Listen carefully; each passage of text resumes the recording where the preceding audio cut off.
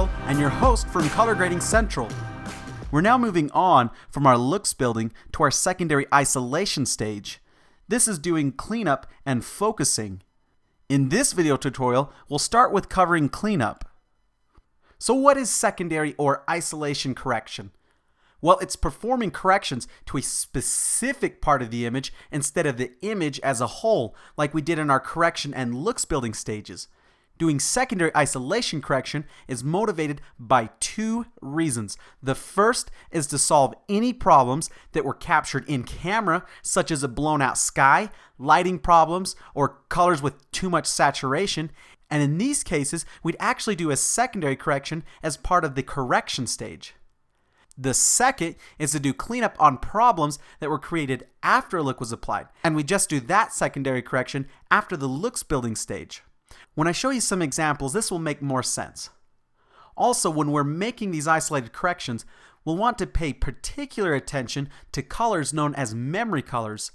These are colors like skin tones, skies, and green foliage that our eyes are particularly sensitive to. So we just want to be mindful of this so these colors don't go too far astray. The two isolation tools found in Final Cut Pro X are the color mask and the shape mask. The color mask that looks like an eyedropper allows us to pick specific areas in the image based on color, saturation, and exposure, and then perform an isolated correction to it. The shape mask allows us to perform an isolated correction within or on the outside of a round or square shape. There's also a secondary technique called qualifying, where we can use both of these tools in tandem. How this works is we use a shape to further qualify a key. You might remember an example of this from our contextual looks tutorial. So let me demonstrate each of these tools to perform some cleanup corrections and then show you how they can be used together effectively. We'll first start with images that need a secondary correction as part of the correction stage. In this first example, we have mixed lighting because somehow the crew mistakenly used a gold reflector to light the couple. This resulted in their skin tones being way too yellow and way too saturated.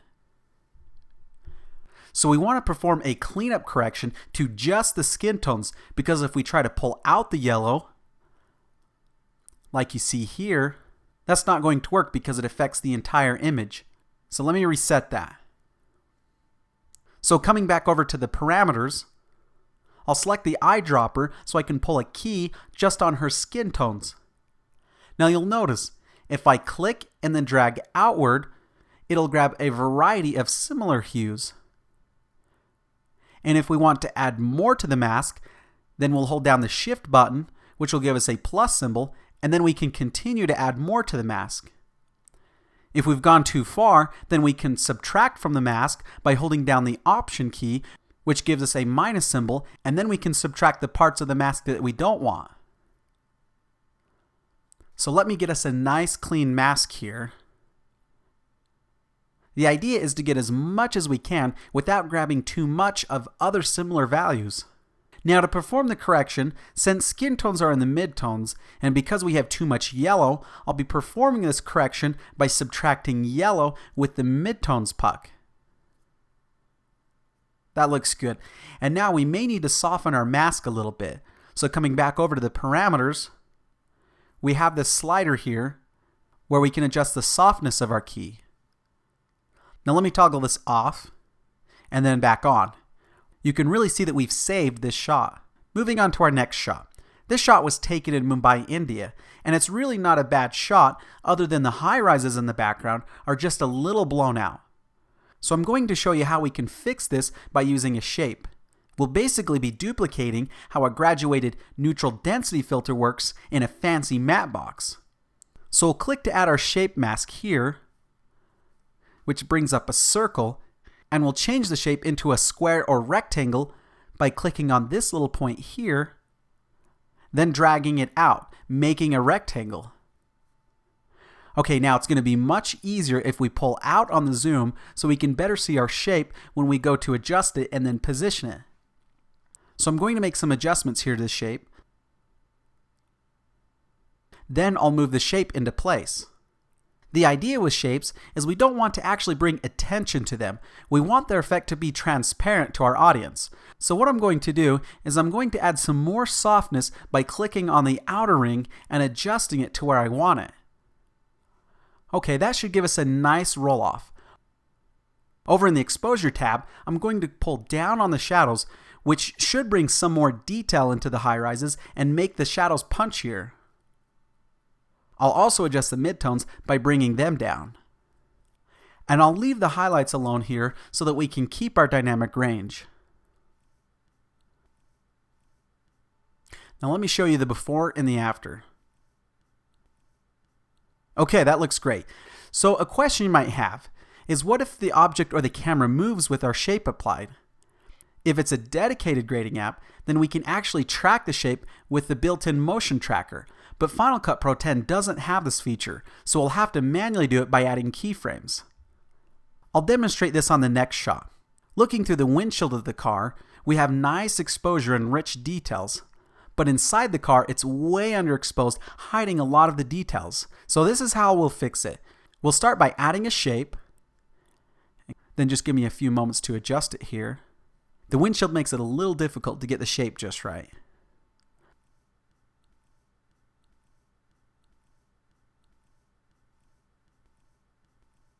Okay, that should be good enough. Now you may have noticed I added the shape to the windshield, but that's not what we're actually fixing. We need to fix the exposure on the inside of the car. So the way I'll do that is coming over here into the color board. You'll see at the very bottom that we have these two options here. One for making the correction inside the mask and one for making the correction outside of the mask. These options work both for key masks and shape masks. So I'll click the outside mask, and then in the exposure, I'll bring up the midtones and bring up the highlights a little bit. Okay, that looks much better. Really cool, isn't it? So let me play this a little bit, and you'll see that the camera bounces around a little bit because the road was bouncy.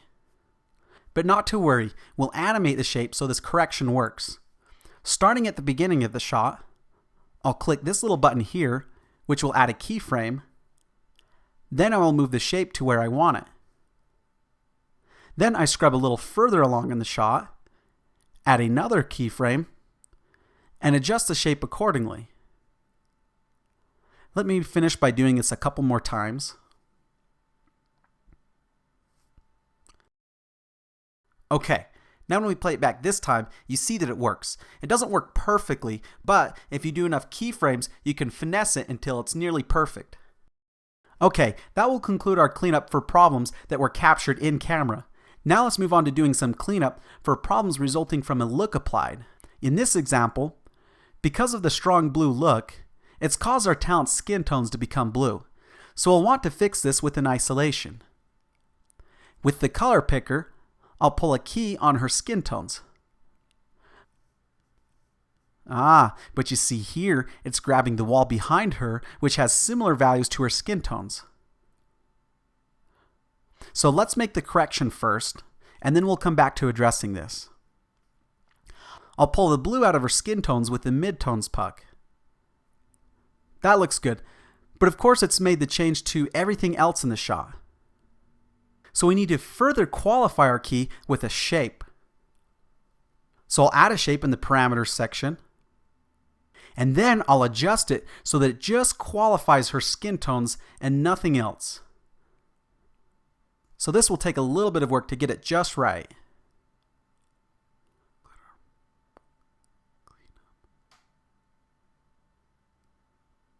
Okay, that should do the trick. Now this is the most extreme form of secondary isolation. So only use it when you absolutely have to, and it's very likely that you're going to have to animate the shape because if the talent or the camera moves, you're going to see that correction on the other parts of the image. So I hope that helps. Now on to our last shot. This one has one of my luster grade presets applied, and you know, I feel like the skin tones are just not quite perfect. So this is where cleanup can help. I feel like the skin tones are a little too yellowish green, and so I'll fix that by first pulling a key on the skin tones. Then I'll just drop some of the yellow from the midtones. Okay, that works perfectly. Thanks for watching.